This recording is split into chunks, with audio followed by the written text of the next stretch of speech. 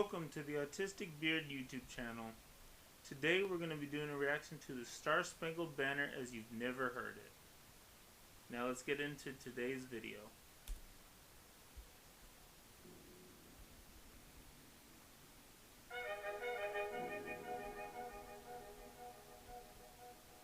There was a lawyer once. His name was Francis Scott Key.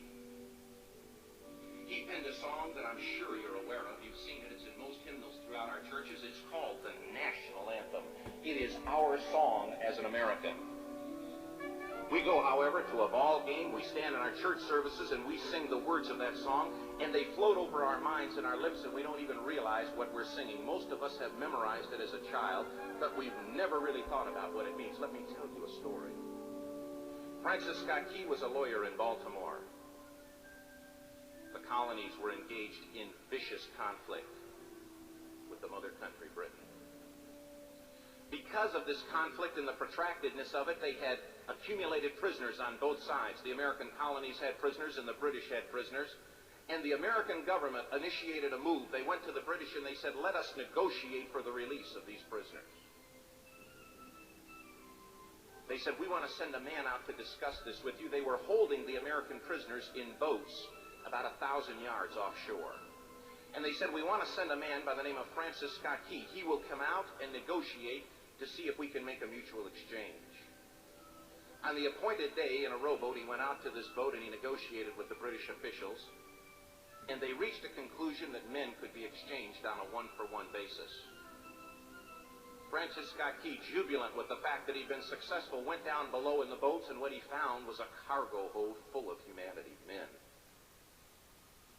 And he said, men, I've got news for you tonight. You're free.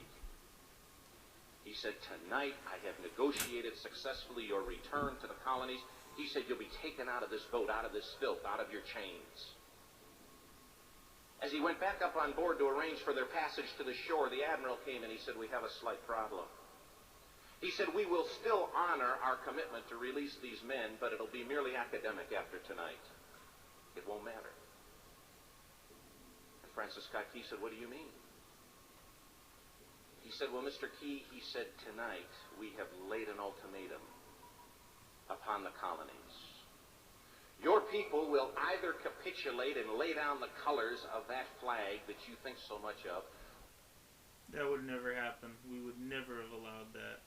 And I'm glad we didn't. Or you see that fort right over there, Fort Henry? He said, we're going to remove it from the face of the earth. He said, how are you going to do that? He said, if you will, scan the horizon of the sea. And as he looked, he could see hundreds of little dots. And he said, that's the entire British war fleet. He said, all of the gunpowder, all of the armament is being called upon to demolish that fort. It will be here within striking distance in a matter of about 2.5 hours. He said, the war's over. These men would be free anyway. He said, you can't shell that fort. He said, that's a large fort. He said, it's full of women and children. He says, it's predominantly not a military fort. They said, don't worry about it. They said, we've left them a way out. And he said, what's that? He said, do you see that flag way up on the rampart? He said, we have told them that if they will lower that flag, the shelling will stop immediately. That looks like the Pentagon in the shape. And we'll know that they've surrendered. Or a turtle. And you'll now be under British rule. Francis Scott Key went down below and told the men what was about to happen. And they said, how many ships? He said, hundreds. The ships got closer. Francis Scott Key went back up on top and he said, men, I'll shout down to you what's going on as we watch. As twilight began to fall, and as the haze hung over the ocean as it does at sunset, suddenly the British war fleet unleashed. He says the sound was deafening. There were so many guns that there were no reliefs. He said it was absolutely impossible to talk or hear. He said suddenly the sky, although dark, was suddenly lit. And he says from down below, all he could hear the men, the prisoners, saying was, tell us where the flag is. What if they done with the flag? Is the flag still flying over the rampart? Tell us. 1 hour, 2 hours, 3 hours into the shelling. Every time the bomb would explode and it would be close to the flag, they could see the flag in the illuminated red glare of that bomb, and Francis Scott Key would report down to the men below, it's still up. It's not down. And that's because as Americans, we would never have allowed that if we could help it. The Admiral came and he said, your people are insane. He said, what's the matter with them? He said, The reason why they're acting like that is because they're Americans. Don't they understand this is an impossible situation? Francis Scott Key said he remembered what George Washington had said. He said the thing that sets the American Christian apart from all other people in the world is he will die on his feet before he'll live on his knees. And that is a very true statement. The Admiral said, we have now instructed all of the guns to focus on the rampart to take that flag down. He said, we don't understand something. Our reconnaissance tells us that that flag has been hit directly again and again and again, and yet it's still flying. We don't understand that. But he said, now we're about to bring every gun for the next 3 hours to bear on that point. Francis Scott Key said the barrage was unmerciful. All that he could hear was the men down below praying. The prayer. God, keep that flag flying where we last saw it. Sunrise came. He said there was a heavy mist hanging over the land, but the rampart was tall enough. There stood the flag, completely nondescript, in shreds. The flagpole itself was at a crazy angle, but the flag was still at the top. Francis Scott Key went aboard and immediately went into Fort Henry to see what had happened.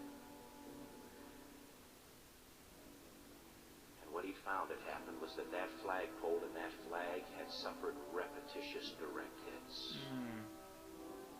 And when hit had fallen, but men, fathers, who knew what it meant for that flag to be on the ground, although knowing that all of the British guns were trained on it, walked over and held it up humanly until they died. Their bodies were removed and others took their place. Francis Scott Key said what held that flagpole in place at that unusual angle were patriots' bodies. Wow. He penned the song, "Oh, say can you see by the dawn's early light what so proudly we hailed at the twilight's last gleaming? Or the rocket's red glare, the bombs bursting in air, gave proof through the night that the flag was still there. Oh, say, does that star-spangled banner yet fly and wave o'er the land of the free and the home of the brave?" Man, I never understood those lyrics till now. The debt was demanded. The price, it was paid.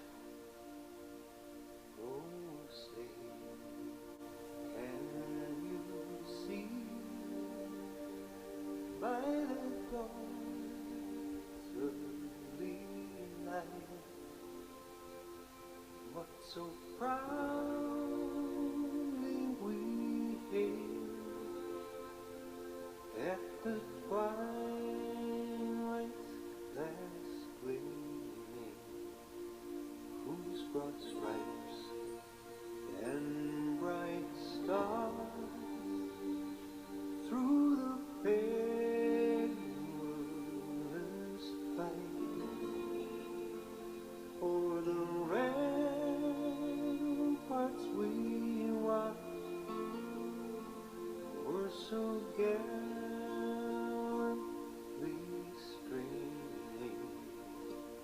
and the rockets break through, the bombs bursting in air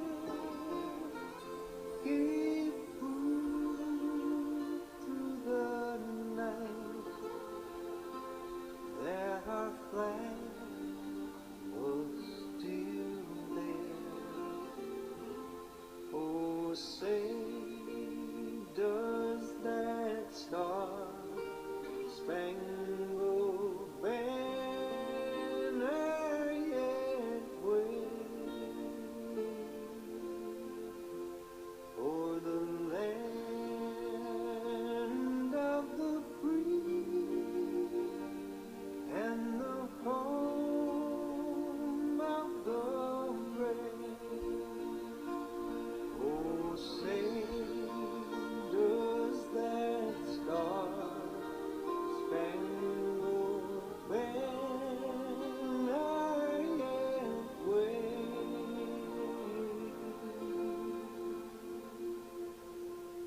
for the land of the free and the home of the brave?